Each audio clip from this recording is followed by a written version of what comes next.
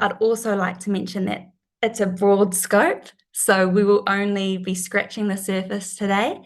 And as I mentioned, I'm an uri of Te Aroha whānui, so any mātauranga I may know or have will be linked back to my home of Rotorua of Te Aroha.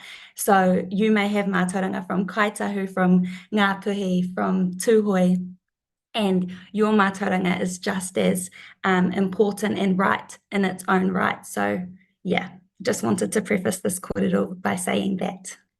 If you have any questions or comments throughout the wānanga, please drop a comment in the chat, drop a question in the chat, and we will get to those when we can. Ka pai, me tīmata tātou. So I wanted to begin by kind of understanding that colonial capitalist view of our Taiao. So the colonial capitalist system that we currently live in sees our Taiao as a resource, something to plunder and profit from, which is just the ultimate insult to our atua Māori and to Te Taiao, whereas a Māori perspective sees us as a teina to the Taiao, which is our tuakana. It sees us as being one interconnected thing. And it recognizes that our health and well-being are interlinked. So if the river is well, I am well. If the ngahere is well, I am well. If the manu are well, I am well. But this colonial capitalist system sees our environment as a resource, as something to plunder and profit, to extract and to produce things from. I would actually take that a step further and say that it sees itself as dominant to Te Taiao, which is a really dangerous place to be, to see yourself as dominant to the trees, the water, the moana, all of these things that have existed for millennia, for longer than we have, ne? So if we're going to go on this journey of mātauranga, we need to understand that we are not separate from the world around us, but we are very much so connected to the world around us. I'm just grabbing my phone for timekeeping because I realized when I shared screen, I couldn't see the time, and I'm prone to yap. So the most basic lesson in observing tohu or signs from the natural world is to first recognize those signs within ourselves, to recognize that we are in no way separate from the world around us, that we are nature, that we are the maunga, we are the awa, we are the moana, and we are each other. We are all interconnected, and everything that we do has an impact on everything around us. So as Māori, I think we deeply understand that whakaaro, and as I mentioned before, colonial systems separate us from that understanding, and that to me is the most basic lesson of mātauranga. And we see that in the way that as Māori we personify nature. So I think of Taranaki Maunga for my whanaunga from Taranaki. Taranaki Maunga has legal personhood, which means it's actually has the rights of a person, which means we can extend that duty of care for our maunga. And whenever you meet someone from Taranaki, or even, wider than that, they refer to Taranaki as koro. So, yeah, they refer to Taranaki as a person, and therefore, treat it with the respect that you would your karaua, your grandfather. So that to me is such an important first step. So I'm not just going to yap at you for an hour. I want you to ruminate, use your own minds. So I want you to think about your own tinana, and I want you to sit for 2 minutes and think, what are some things that my tinana tells me every day? I've given you some examples of my own. I know my ikura is coming because without fail, I break out. And I've actually got my ikura right now, hey, oversharing, and I'm breaking out. And so that's one way I can read my body, yeah? Also, I might be a bit moody. And I know I'm tired because my eyes are lighter than normal. So if I have hazel eyes, and lots of my whānau do, and when we're tired, they go very light, and you just know they need a nap. they're not going to be nice to be around in 10 minutes. I know I didn't drink enough wai Māori today because my glands are swollen. If I don't drink enough water, I get swollen glands up here. So those are just some examples of tohu that I've observed from living in this tinana and from understanding my body, yeah? So if you want to connect deeper with the Taiao, with the world around you, you actually need to begin that journey by connecting deeper with yourself. So I'm going to give us a couple minutes to just sit, feel, listen to your tinana. Your body is continuously having a kōrero with you. Are we listening? Okay? And I said at the bottom here, you spend your entire lifetime in your tinana, learn how to speak its language. So for a minute or two, just sit there and think about those tohu that your tinana are giving you.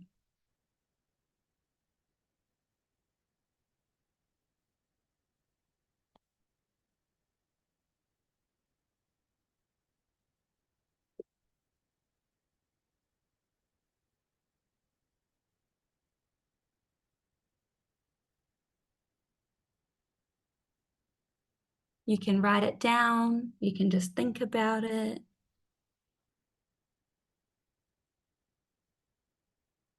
Even if you just use this 2 minutes to meditate, that's still connecting with yourself.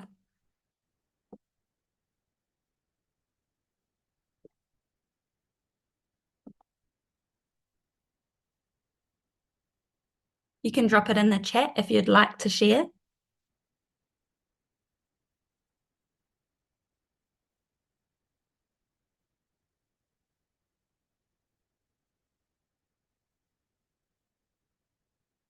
Papai?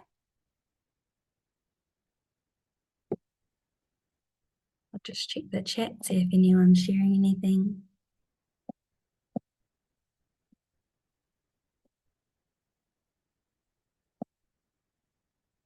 Yeah. Kapai, lots of ones coming through about tiredness. Anyone else? It's quite, for me, I think understanding your tinana and those tohu that your body are giving you and being able to really speak the language of your tinana is quite like mana enhancing to know yourself in that deep level. And as I said, to even begin to grow that relationship with everything around you and recognizing that interconnectedness, you need to get to know yourself. Ka pai? Should we move on to the next one? Cool. If it lets us. Oh, heck. There we go. So, secondly to that, after observing yourself, I'd like us to think about our whānau, our immediate whānau, our close friends. What some observations that you can make? And the funny thing about this one is I think that you're probably better. You're probably better at understanding tohu of your kids or your partner than you are of yourself.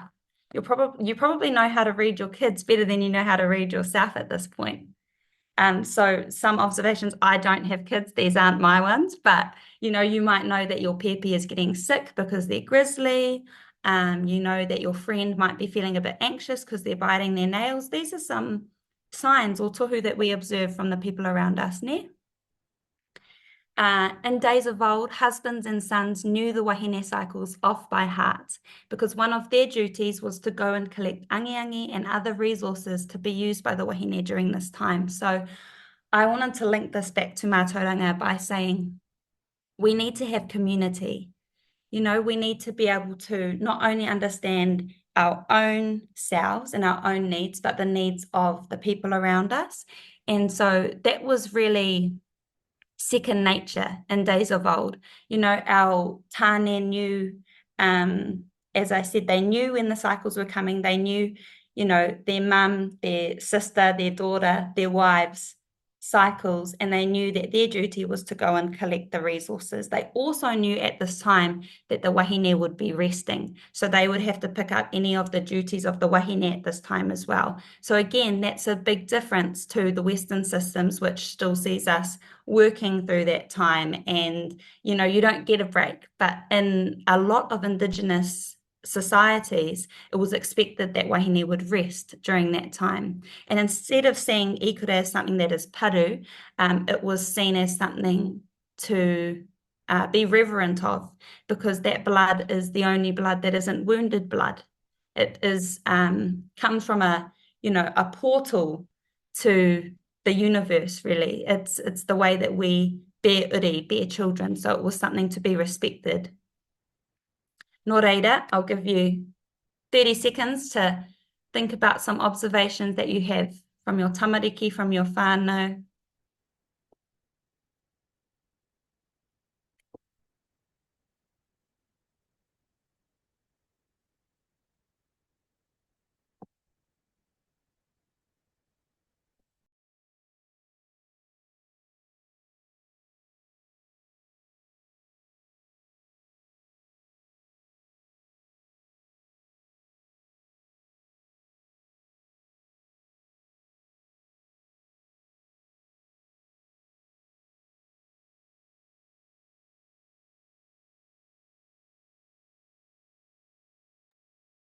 Papai, you guys making observations? Or are you using this time to make a cup of tea? Any observations in the chat? I mean, some of these might be private. Kei te pai tēnā. Yeah, when your babies are sick, they just want more love from mum. Kei te hia kai. Yeah. It's actually surprising though, right? Because we think, oh, these are obvious, but I think the current system of busyness that we live in actually stops us from doing the most basic thing that we can do, which is just like exist and pick up on the cues of our body and the world around us. So it's quite nice to just be reminded of that. Kapa, next slide. Maybe by 2025. Okay, now think about your backyard and your community. So do you know what area of your lawn is most likely to flood after heavy rain? What trees on your street drop the most leaves? And what roads to avoid during after-school traffic? This is knowledge that you have accumulated by observing the world around you. So when we say it like that, mātauranga doesn't seem so far-fetched, does it? We've sat down in our tinana, we've thought about the cues that our tinana gives us, we've thought about the tohu that we can see and observe from our whānau, from our friends, from the people around us. Now I'm asking you to think about your backyard and your community. You know what time to avoid the supermarket. I don't know. You know what area of your lawn's most likely to flood after heavy rain. So you are observing the world around you, and you are coming to an evidence-based conclusion by making those observations. And in a sense, that is mātauranga that you have. Papai, breaking down the barriers of mātauranga. It's not black magic, it's brown magic. Okay, there's still a little bit of stigma around mātauranga that sees it as being, ooh, spooky black magic. And so I just want to reiterate, it's not black magic, it's brown magic. And also a teaspoon of common sense. Tikanga, kawa, and mātauranga, often common sense, put in place to keep us safe. Our knowledge and customs are derived from our lived experience. By living in accordance with the natural world, we were able to make long-term observations and draw evidence-based conclusions. These whakaaro are shared across the world. I'd like to acknowledge our iwi take huri noi te ao. We have indigenous peoples all across the world, and something that's really special about that is there's a lot of shared whakaaro. How I briefly mentioned the ikura, the period, and how we as Tiwi Māori viewed that those whakaaro are shared across te ao. And I took this little piece from a study on the Anishinaabe people belonging to the 3 tribes in the Upper Great Lakes, the First Nations people in Canada. And they were noting climate change long before it was kind of a well-spoken about topic, yeah? So they were just noticing that they were having hotter summers, drier springs. They were having fruits emerging at at weird times, or having less sap than they were used to. So even without that confirmation of Western science telling us about climate change, we as Māori, we as indigenous peoples can observe that change in the environment. Because if you're so familiar with your surroundings, with the world around you, you don't need Google to tell you. You can see it. You can feel it in the changes that are happening, and observe that on your own, yeah? And if you have any whakaaro here, you can pop it in the chat. I want to read this quote by Professor Rangi Mātauranga. Māori have always been scientists. You don't navigate that expansive ocean on myths and legends. You don't come here and apply a very detailed and regionally specific division of time, thrive and sink yourself into the natural rhythms of the environment here without having science. Science is the cornerstone of those undertakings. But because science is wrapped up in our cultural beliefs, even our spirituality, in the way we view our science, I think Western practitioners of science have difficulties understanding the depth and richness of Indigenous people's knowledge base. Mana. I think for a long time, Western science has undermined mātauranga Māori, but I think we are seeing a turn in the times now. And as I mentioned earlier, just want to mihi and acknowledge all of the people who have made that possible, like Professor Rangi Mātauranga, who is the reason why we have our Matariki public holiday. And he's now supporting the people of Tahiti to follow in our footsteps. So yeah, I'd like to acknowledge all of those experts who are the reason why we can retain and share mātauranga today, but also acknowledging that mātauranga is changing with the times. Yeah, so the world that our tupuna observed is not the same world that we are observing now. So there's still mātauranga, modern age mātauranga. You know, we still need to adapt and move with the times to keep it relevant, to keep it applicable in today's times, ne? So thinking of some concepts of mātauranga, I think straight away to the concept of rāhui, which we're all familiar with, yeah? So rāhui is basically I don't want to say ban, but it's when you can't access an area for a period of time, and that is to protect us and to protect the wāhi, yeah? So we can have rāhui, and the thing I love about rāhui is this actually goes way back, like to when we were still navigating Polynesia, yeah? We recognize that if we take too much ika from one area, then it's going to deplete our resources. We're not going to have kai. You know, we needed it to be regenerative, right? And the thing I also love about rāhui is that it's about leaving the Taiao alone.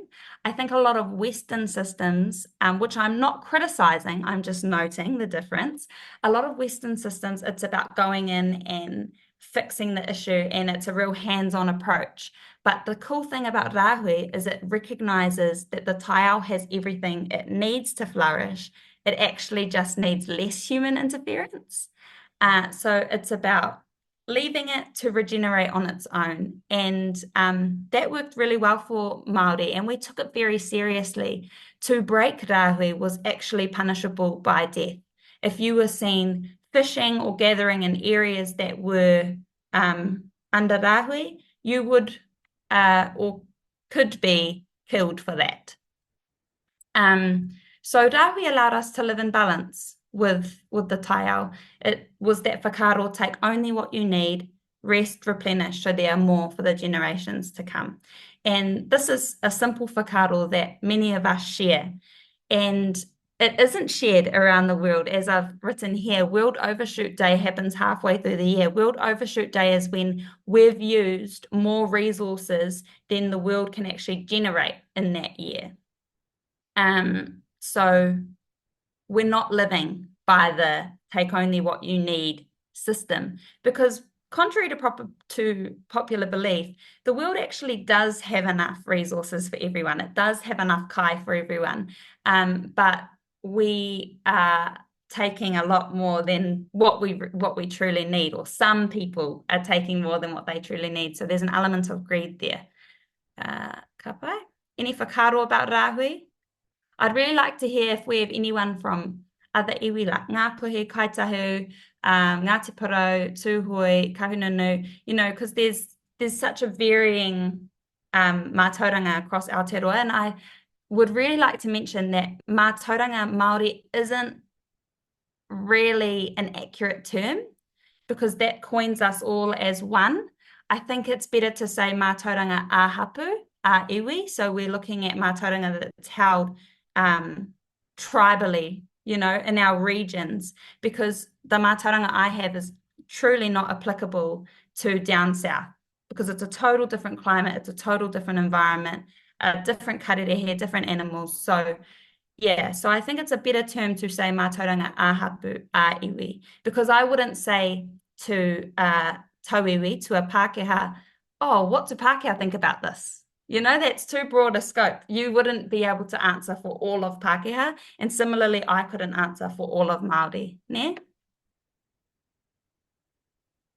And I just, again, we're only scratching the surface of mātauranga, aren't we?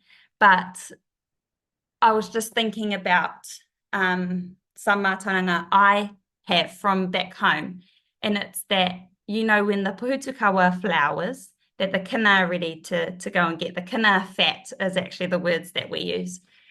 Also with our stars, the way that we navigated the stars. I was listening to a kōrero from Dr. Rangi Mātāmua, and he said that we are only scratching the surface on our knowledge of the stars with matariki, because in one of his tupuna's notebooks, he has, 500 different kupu for stars and constellations. So we were truly living in sync with the Taiao. I think that we were like te rawa. We were so onto it. We knew what berries to eat, what plants to eat, what plants fixed which ailments. We were aware of all of that. And that comes naturally when you live in sync and rely on the world around you. And that's why I think it's really important to not only sit with yourself and, garner that deep understanding of yourself and your community, your people around you, but also to spend time in the Taiao, to, go into your native bush back home, to hoki atu ki tō marae, hoki atu ki tō awa, ki tō marae. So to go home, to go and sit in your awa, stand on your maunga, because there's such a difference between knowing your whakapapa and living your whakapapa. And when you live it, you can't separate yourself from it. So, for example, as I said, I'm from Rotorua, and we have beautiful lakes back home. We have many lakes in Rotorua. And one of the wānanga I went to was talking about eating from our traditional foodscapes, how important it is to eat from our foodscapes, because if we're eating coda from the lake, then we are so acutely aware of the water quality in the lake, because our food is coming from the lake, ne? And if the water quality isn't good, we're going to see significantly less coda. So when you eat from your traditional foodscapes, you are so connected that you can't help but care and involve yourself in the Taiao, basically. So yeah, eating from our traditional foodscapes, living in our whakapapa makes us acutely aware of that relationship. As I mentioned, if the lake is well, I am well. If the river is well, I am well. If the maunga is well, I am well. Our health and well-being is truly interlinked. Ka pai? We are reflections of the world around us. Our mātauranga extends past knowing when food is ready, knowing when which stars mean what. Our mātauranga also goes back to the kararehe, to the manu I'm thinking of in this particular slide. I have heard stories of tui being pets to our people. So they actually kept tui as pets, and some of our kaikaranga, the woman who would do the call to welcome you onto the marae, Tui would sit on their shoulder and mimic their call because they're a little bit like a parrot. So they would mimic their call and make that karanga louder and make it seem like there's more people, perhaps. One really interesting thing I heard about the tui from Tame Malcolm is that the tui likes to mimic the call in the forest that it hears the least because it likes to be unique, it likes to be special, like all of us. And so when you listen to the call of the tui, what you're actually hearing is the call of the korimako. And what that tells us is that the korimako are in low numbers in our forest because the tui mimics a rare sound that it hears in the forest. So, yeah, the tui's call is actually a mimic of the korimako call. Next to the tui, I have the huia bird, which I'm sure we've all heard of. The huia bird is extinct now, unfortunately. We no longer have the huia bird, but the huia bird still features on a lot, and we still talk about the huia bird a lot. And that's because it's a manu rangatira, so it's like chiefly status, the huia. And I recently found out, again, tēnā koe Tame Malcolm, my whanaunga from Te Aroa, and all his amazing conservation work. I message him all the time and I say, I'm just going to steal this, I'm going to steal this. So I recently found out through him that the huia bird is a manu rangatira because the huia bird sits on the outskirts of the ngahere, of the forest. And so if you were ever lost in the ngahere, because obviously, think back way back then, like you could still get lost in the forest easy as today, but think way back then when it was like covered all of Aotearoa, you could get very, very lost. So the huia bird sat on the outskirts of the forest. And if you were lost, you would look for the huia bird because once you found the huia bird, you knew you'd made it out and you'd made it to safety. And so our chief, our rangatira would wear the huia feathers as a sign. If you're lost, basically, follow me. I know where I'm going. I will lead you to safety. And that's like crazy. I'll give you a second to digest that. I thought that was so amazing, like to be so aware of the world around you that you know the characteristics of every manu and that you can recognize a manu as a manu rangatira and be so respectful of it that you reflect it in your own adornments. I thought that was pretty mīharo. If you have any similar mātauranga, this is a wānanga we're sharing here, so please drop anything in the comments, and I'd like to read those. Retaining our stories. I think the biggest issue for mātauranga at the moment is the way that we are or failing to retain our stories, and we'll get into that a bit soon. But I'd like to instead look at the way we have retained our stories throughout history. And I'd like to acknowledge mōteatea or Māori laments. I'm sure most of you are familiar with mōteatea. They, to my understanding, they are our first traditional form of song, and they're like chants, right? So they're less singing, they're more like a chant or a lament. And the purpose of the mōteatea was to retain stories. So they were truly telling a story through this mōteatea. And that meant that it's easy to pass on a song, eh? It's you get the tune, you can remember it easier than you could word of mouth. And so that's how we would pass our stories down throughout the generations. And prior to colonization, you have to remember we didn't have a written language. So we were visual and oral communicators, like through singing, through our mahi toi, through carving, through tukutuku. That is how we could tell our stories. And the beautiful thing about that is if you know any carvers, you can show them a carving, and to this day they can tell you the pūrākau behind that carving. And they can also most likely tell you where that carving comes from because each different tribe have different carving styles. So if you're from the coast, it probably features more like whales or ocean elements. Whereas if you're from Te Aroa, you might see more so ngahere elements. You might see, more so the lizard, the mokomoko, the kiore, the rat. You might see, yeah, more, so it's relevant to your surroundings again, right? That's why I say mātauranga, a hapu, a iwi, because it varies. And yeah, yeah, he te pai. So one really interesting thing about Motiatia is that they actually did a map of the sound of a healthy native forest, and then they backed it with the sound of a Motiatia, and they found that they were pretty much identical. So the sounds of the motiatea and the sounds of this healthy native forest actually mimicked each other. And there was one spike, one kind of anomaly, I guess, that didn't quite match up. And they found that that was the sound of the huia bird, which is now extinct.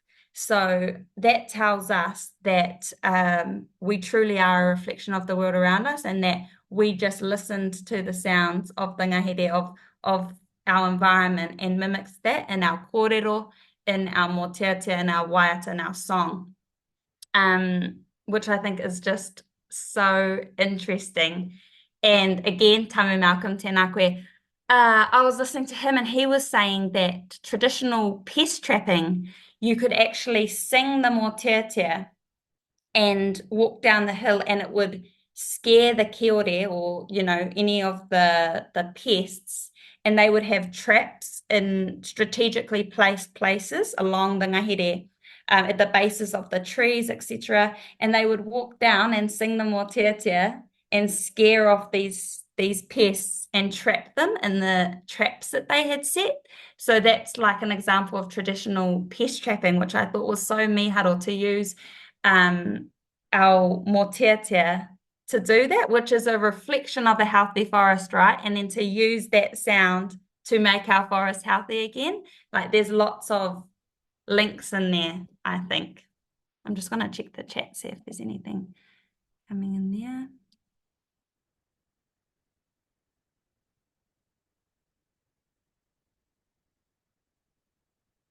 I always taught to watch manu. If they are hopping through the ngahere, they're coming from water. If they're flying, they're going to water.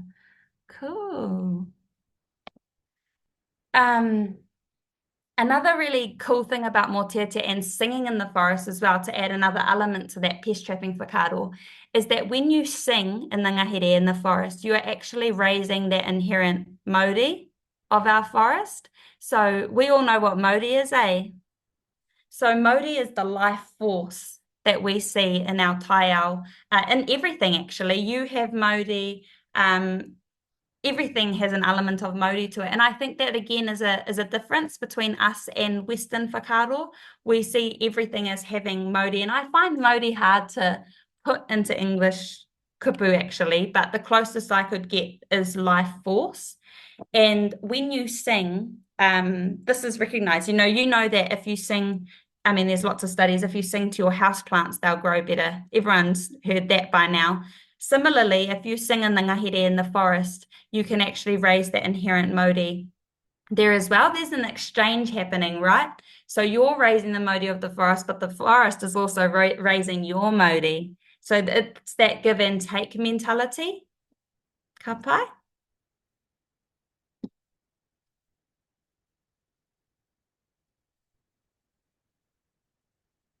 Here's some things that I have identified as threats to mātauranga. I think not being retained or passed down is a really big one. We have a lot of our people dying with that knowledge. A lot of our people who are really matatau, but they don't pass down these stories. They don't write them down. They don't really speak about them, and therefore they're lost. Undermined by Western science. We've kind of spoken about that. I think the tables are turning, but there's definitely still an element of seeing mātauranga as being black magic or seeing it as being a bit woo-woo, spiritual. But as we heard from Dr. Rangi Mātāmua, science is the cornerstone of all of these undertakings of mātauranga.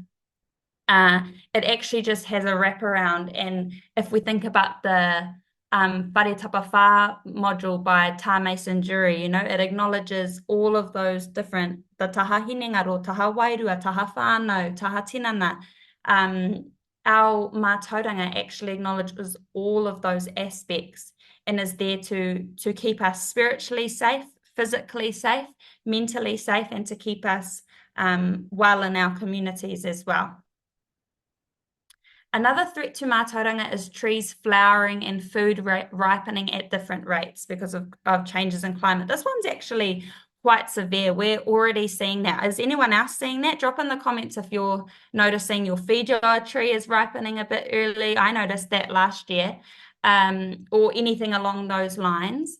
And you might think that that's not too big of a deal, but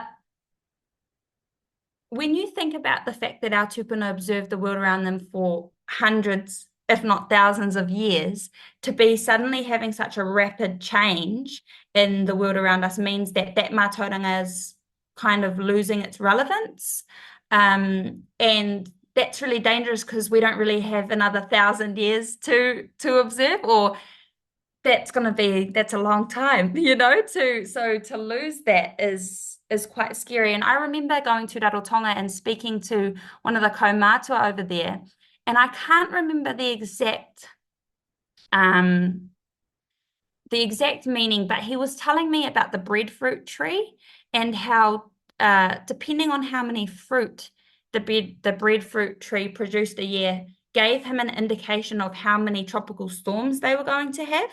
And I'm not from Rarotonga, I can't really relay that adequately to you all, but I really remember having this conversation with this karaua and how he said it was so worrying because now the fruiting of the tree is off, and that is obviously because of climate change, and now they can't really get that indication of how many storms that they're going to have and what they need to prepare for.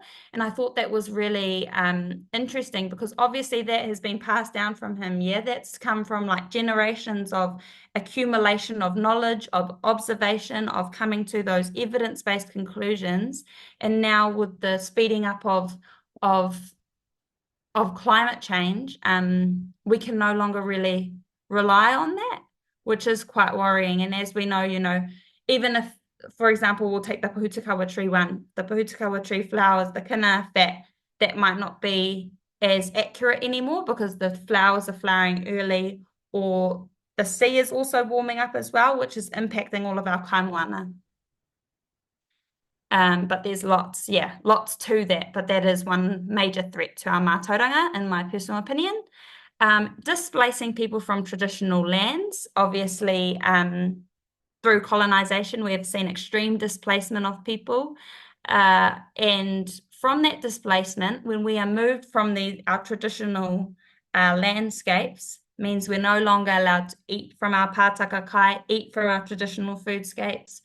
It's harder to retain our cultural practices, to share those pūrākau, because they were all held in those one area. I can tell you hundreds of stories of people who have had their marae land taken to be turned into farmlands, and they've had to shift their whole marae.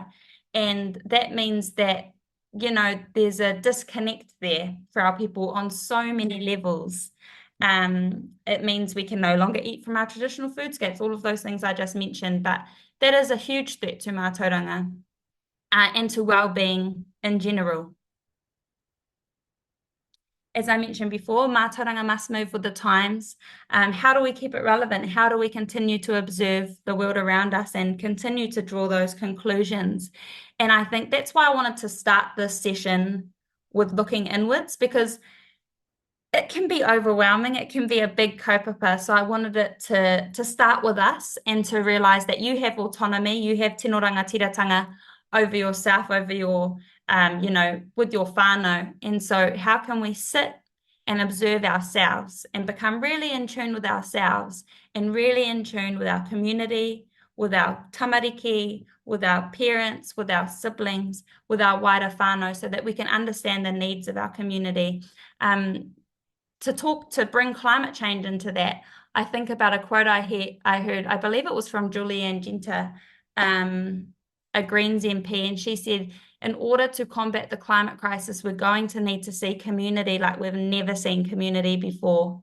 And there has been studies done that show that rich people or wealthy people will be less impacted by climate change, right? Because they have the money and the resources to build another whare if their whare gets flooded, or to support themselves. Whereas our lower income whānau are more vulnerable to climate change.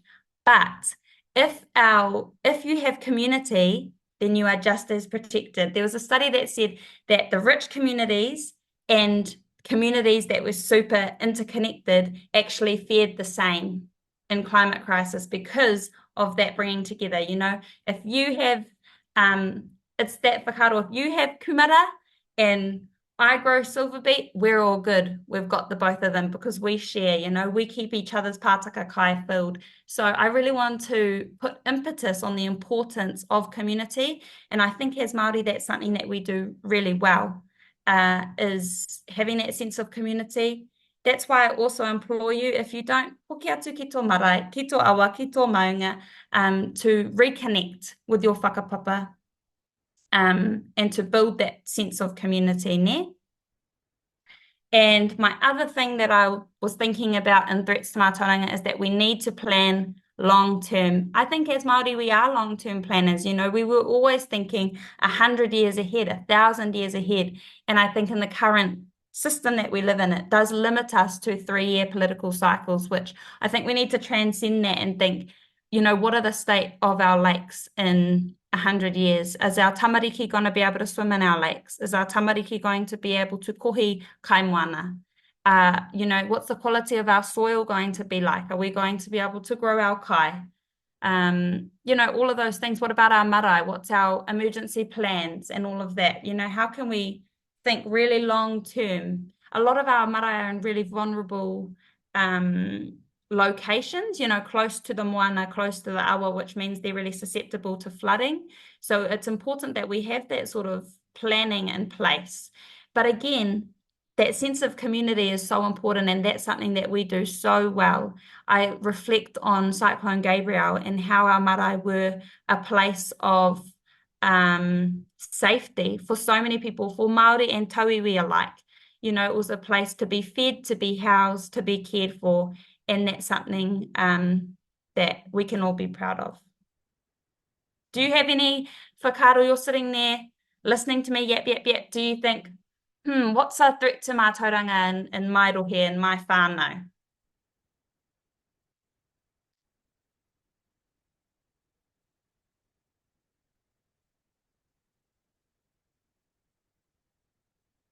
On that note, if you're thinking about some of those threats to mātauranga, I want to give you a couple minutes now to have a little wānanga with yourself about this.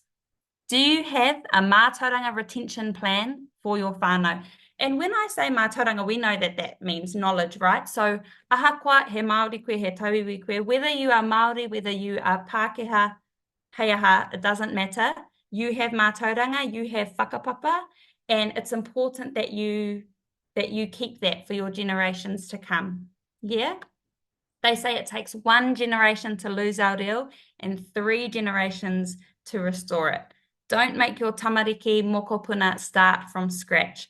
Write down your mātauranga, keep a log of your whakapapa, be a good tupuna, even if it means going and getting some photos printed and having that photo book so that your tamariki can look back at their great-great-grandfather, or, you know, be able to make those connections to their people. It's so important to have that connection to where you're from. You know, when you're grounded in where you're from and who you are, then you can go and do anything because you know that you stand with, you know, hundreds of tupuna on your shoulders, and it makes you feel a little bit powerful. And I reflect on this. I actually think this is particularly important for some of our Pākehā whānau, because I think of my friends who can only go back and tell you their grandmother. They can't tell you their great-grandmother, anything past that, you know? It's usually capped at like 3 generations. Whereas I have a list of my whakapapa, 26 generations, all the way back to Hawaii. I can name my direct lineage. And there's so much power in that, being able to name your whakapapa. So I'd really encourage you to have a mātauranga retention plan for your whānau. You know, sit down and learn your reo 1 hour a week. And again, that's building your community. Invite your sister over, your cousin over, and have that 1 hour to learn your reo. Your 1 hour to say, "Oh, did you hear this story from Auntie da You know, and do that check with your whānau and make sure that you're writing it down, keeping a log of all of that. Ka pai, so I'll give you a couple minutes to write down a little plan. Write down 3 things that you are going to do to retain mātauranga in your whānau, whatever that looks like to you. It might even look like taking your kids for a hikoi in the ngahere behind your whare. Ka pai?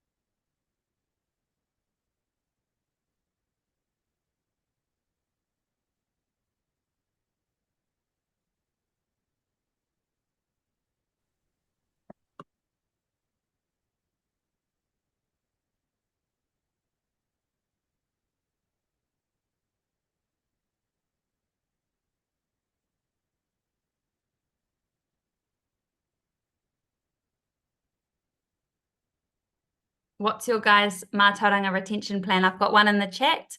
Tupuna photo book, whakapapa book, sites of significance book. I love that one. That's really cool.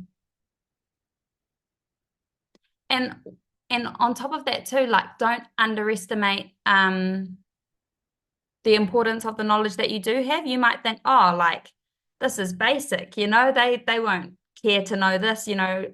For instance, it might be like Taranaki is my maunga. And you might think, oh, you know, that's simple as, but your grandkids might not know that. That might get separated. You know, it's easy to lose this. So write down all of it. Tēnā koe tui. Talk more about our whānau values. You know, it could be finding your coat of arms if you're Scottish. Is that what it's called? I think it's called that. Whakatauki practice, waiata practice, keeping those things alive. Ka pai. Well, I'm glad to get you guys thinking about that mātauranga retention plan. If there's anything that you take away from this kōrero, it is that to keep a log, to write down your whakapapa, to keep those photos, to pass it down for the generations. And also, it is to go home. To hoki atu ki tō marae. Because the people who can tell you the most amazing stories of mātauranga for your rohe are the people from your home. Gosh, have a cup of tea with the koro and kuia and far out, your brain will be filled with mātauranga. You won't be able to hold any more. Ka pai. We're bringing our session to a close now.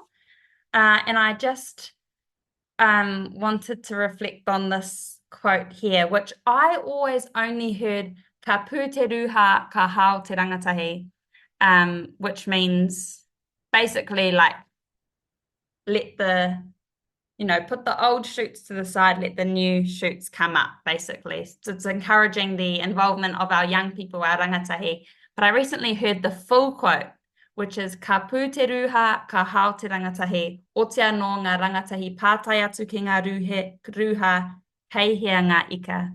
Cast the old nets aside to let the new nets go fishing. However, the new net must ask the old net where the fish are. So our old people, they have the mātauranga, they have, you know, the years of wisdom and understanding of our Taiao, of our practices. So be sure to draw on that Be sure to be a good tupuna and pass that down and equip our rangatahi, our taiahi, our young people with the tools to go out and go further than you ever did, to go out and, yeah. Ka pai? Ka pai.